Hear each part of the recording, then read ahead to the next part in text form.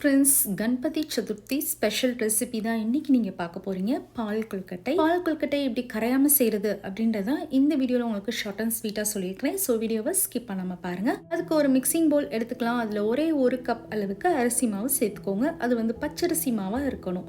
நீங்கள் இடியாப்பம் மாவு கூட இருந்துச்சுன்னா சேர்த்துக்கலாம். அதில் வந்து 2 பிஞ்ச் அளவுக்கு சால்ட் சேர்த்துக்கோங்க.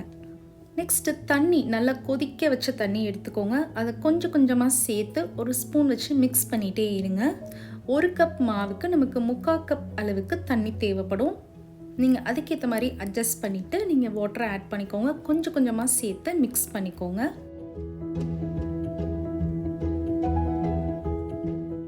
ஸோ எனக்கு வந்து 3/4 கப் தான் வந்துச்சு.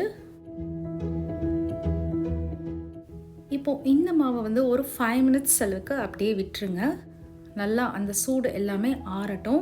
ஸோ இதுதான் நம்மளோட பர்ஃபெக்ட் கன்சிஸ்டன்சி. இந்த அளவுக்கு நமக்கு சாஃப்டாக வந்து மாவு வந்து கிடைக்கணும். இதில் வந்து ஒரு ஸ்மால் போர்ஷன் எடுத்து நம்ம தண்ணியில் வந்து கரைச்சி வச்சுக்கலாம். ஸோ இது வந்து நம்ம லாஸ்ட் இந்த தண்ணியை வந்து நம்ம ஆட் பண்ணுவோம். ஸோ தட் நமக்கு வந்து நல்லா ஒரு திக் க்ரீமி பால் கொழுக்கட்டை வந்து கிடைக்கும்.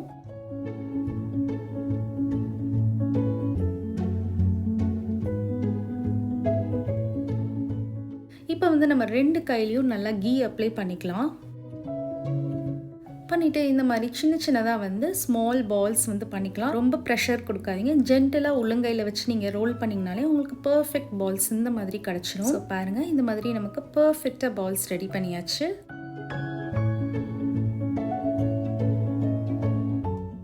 இப்போ ஒரு பேன் எடுத்துக்கோங்க. அதில் ஒரு 1.5 கப் அளவுக்கு பால் சேர்த்துக்கோங்க. 1.5 கப் பாலுக்கு 1.5 கப் தண்ணி சேர்த்துக்கலாம். சேர்த்துட்டு இது நல்லா வந்து பாயில் ஆகட்டும். நல்லா பாயில் ஆனதுக்கப்புறமா நம்ம ரைஸ் பால்ஸ் எல்லாம் ஸ்லோவாக ஆட் பண்ணுங்கள். அப்படியே ஃபுல்லாக வந்து கொட்டாமல் ஒன்று ஒன்றா பொறுமையாக வந்து சேர்த்துட்டே வாங்க. நீங்கள் அப்படியே மொத்தமாக கொட்டுறப்போ வந்து பால்ஸ் கரையிறதுக்கு நிறைய சான்சஸ் இருக்குது. ப்ளஸ் கொழுக்கட்டையுமே வந்து பார்த்திங்கன்னா ஒன்று ஒன்று ஒட்டிக்கிடும். ஸோ இதை வந்து ஒரு 10 மினிட்ஸ் அளவுக்கு நல்லா பாலே வந்து குக் பண்ணி எடுத்துக்கோங்க. ஸோ தட் நமக்கு நல்லா ஜூஸியான பால் கொழுக்கட்டை கிடைக்கும். ஸோ இந்த 10 மினிட்ஸுமே பார்த்திங்கன்னா நம்ம கரண்டி வச்சு எதுவுமே கிளற போகிறது கிடையாது. அதுவாகவே நல்லா வந்து வெந்துட்டு இருக்கும். வெந்துருச்சு அப்படின்னு நம்ம எப்படி ஐடென்டிஃபை பண்ணலாம்? அது வெந்ததுக்கப்புறமா அதுவே வந்து எலும்பி மேலே வந்துடும். அப்போ வந்து நம்ம இந்த மாதிரி ஒரு கரண்டி வச்சு கிண்ட ஆரம்பிக்கலாம். நீங்கள் ஃபஸ்ட்டே கிண்டிட்டீங்க அப்படின்னா பால் கொழுக்கட்டை எல்லாமே வந்து கரைய ஆரம்பிச்சிரும். ஸோ இதுதான் மெயின் டிப். ஸோ பாருங்கள், நமக்கு பர்ஃபெக்டாக குக் ஆயிடுச்சு. இந்த டைமில் வந்து நம்ம கரைச்சி வச்சுருக்கோம் இல்லையா ஒரு ஸ்மால் போர்ஷன் மாவு, அதை வந்து ஆட் பண்ணிக்கோங்க. ஆட் பண்ணிவிட்டு நல்லா மிக்ஸ் பண்ணிக்கலாம். ஸோ மீடியம் ஃப்ளேம்லேயே வச்சுட்டு இந்த ரெசிபி ஃபுல்லாகவே வந்து நீங்கள் செய்யுங்க. பால் கொதிக்கிற வரைக்கும் நீங்கள் ஹை ஃப்ளேமில் வச்சுக்கோங்க. அதுக்கப்புறம் ஃபுல்லாகவே வந்து நீங்கள் மீடியம் ஃப்ளேம்லேயே வச்சுக்கோங்க. இந்த ஸ்டேஜில் வந்து நம்ம ஒரு 3/4 கப் அளவுக்கு சுகர் ஆட் பண்ணிக்கலாம். இந்த சுகரெல்லாம் கரைஞ்சி நல்லா வந்து பால் கொழுக்கட்டையோட பிளெண்ட் ஆகிறதுக்கு எக்ஸாக்டாக பார்த்திங்கன்னா ஒரு 4 to 5 மினிட்ஸ் ஆகும். நெக்ஸ்ட்டு ஒரே ஒரு ஏலக்காய் நல்லா தட்டி சேர்த்துக்கோங்க. இல்லை ஏலக்காய் பொடி இருந்தாலும் நீங்கள் சேர்த்துக்கலாம்.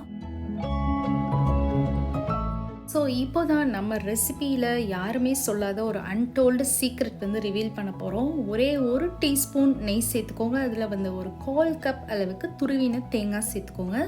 சேர்த்துட்டு இதை நல்லா வந்து ஒரு 3 மினிட்ஸ் அளவுக்கு லோ ஃப்ளேமில் லைட்டாக வந்து ரோஸ்ட் பண்ணிக்கோங்க. அதோட கலர் வந்து சேஞ்ச் ஆகவே கூடாது. இதில் நம்ம தேங்காய் பாலோ இல்லை மாவில் வந்து தேங்காவோ எதுவுமே சேர்க்கலை. இந்த மாதிரி நீங்கள் இந்த விநாயகர் சதுர்த்திக்கு நீங்கள் செஞ்சு பாருங்கள். ரொம்பவே வந்து ஒரு அல்டிமேட்டாக இருக்கும். ஒரு 3 to 4 மினிட்ஸ் அளவுக்கு நல்லா ரோஸ்ட் பண்ணிவிட்டு நம்மளோட பால் கொழுக்கட்டையில் சேர்த்திங்க அப்படின்னா ரொம்பவே வந்து ஃப்ளேவர், அரோமா எல்லாமே வந்து பர்ஃபெக்டாக இருக்கும். ஸோ கண்டிப்பாக இந்த விநாயகர் சதுர்த்திக்கு நீங்கள் கண்டிப்பாக ட்ரை பண்ணி பாருங்கள். ஸோ பாருங்கள், எவ்வளோ பார்க்குறதுக்கே நமக்கு ஜூஸியாக உங்களுக்கு தெரியும். நம்ம ஆட் பண்ண சைஸ் அப்படியே இருக்குது பாருங்கள், எதுவுமே கரையலை. ரொம்பவே பர்ஃபெக்டாக நமக்கு வந்து கிடச்சிருக்கு. ஸோ ஃபைனலாக கொஞ்சம் சாஃப்ரான் ஆட் பண்ணிக்கோங்க. அது ஆப்ஷனல் தான், இல்லைன்னா விட்டுடலாம். பட் சாஃப்ரான் ஆட் பண்ணுறப்போ இன்னும் நமக்கு வந்து நல்லாயிருக்கும். ஸோ கண்டிப்பாக உங்கள் வீட்டில் ட்ரை பண்ணுவீங்கன்னு நம்புகிறேன்.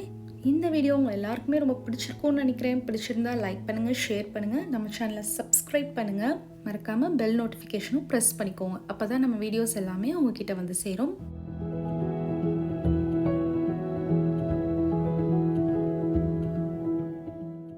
ஓகே ஃப்ரெண்ட்ஸ், இன்னொரு பெஸ்ட் ரெசிபியில் மீட் பண்ணலாம். Bye friends.